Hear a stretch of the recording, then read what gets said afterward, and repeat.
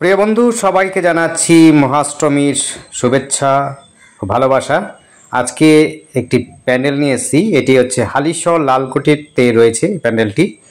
যারা এসে দেখতে ইচ্ছুক তাদেরকেও বলবো আপনারা আসতে পারেন নৈহাটি থেকে, বা ব্যান্ডেল হয়ে আপনি গরিফা হয়ে আসতে পারেন।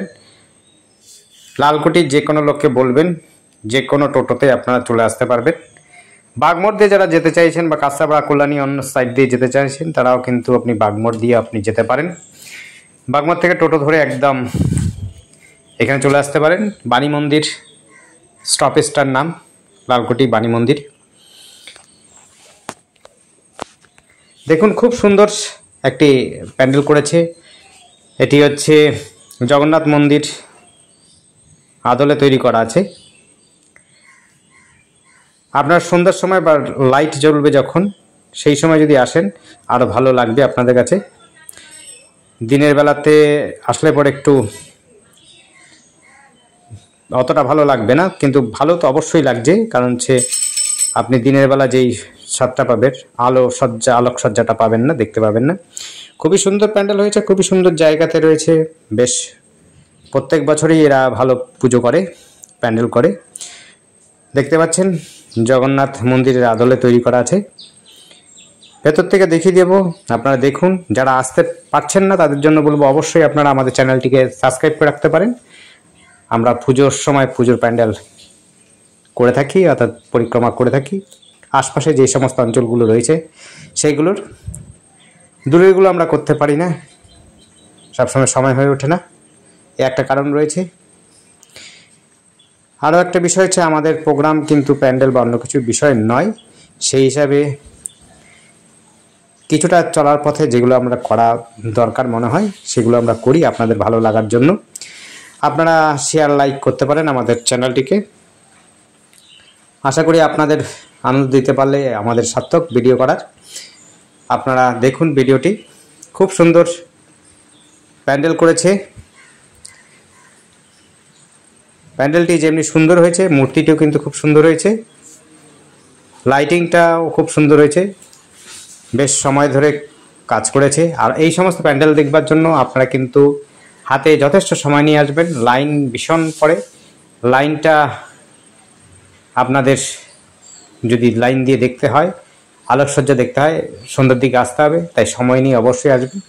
সময় না নিয়ে আসলে পরে এটা দেখাটা খুবই অসম্ভব হয়ে উঠবে, ফাঁকা পাওয়াটা খুব দুঃসহ।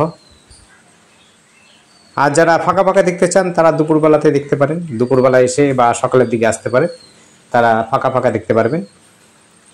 খুব সুন্দর পুজো হয়েছে। দেখুন একটা স্ট্যাচু, উপরে হনুমান রয়েছে। এরপরে যেটি রয়েছে দেখুন নারায়ণ রয়েছেন, অর্থাৎ হচ্ছে শেষনাগের